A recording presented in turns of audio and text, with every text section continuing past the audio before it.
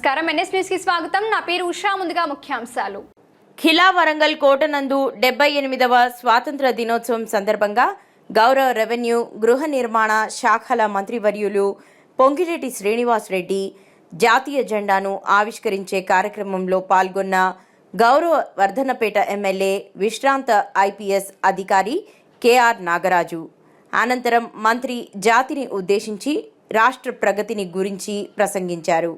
ఈ కార్యక్రమంలో వరంగల్ జిల్లా కలెక్టర్ సత్య శారదాదేవి, పరకాల ఎమ్మెల్యే రేవూరి ప్రకాష్ రెడ్డి, ఎమ్మెల్సీలు బస్వరాజు, సారయ్య, వరంగల్ మేయర్ సుధారాణి, ప్రజాప్రతినిధులు, మాజీ ప్రజాప్రతినిధులు, కాంగ్రెస్ పార్టీ నాయకులు, కార్యకర్తలు, ప్రభుత్వ అధికారులు, స్వాతంత్ర సమరయోధులు తదితరులు పాల్గొన్నారు.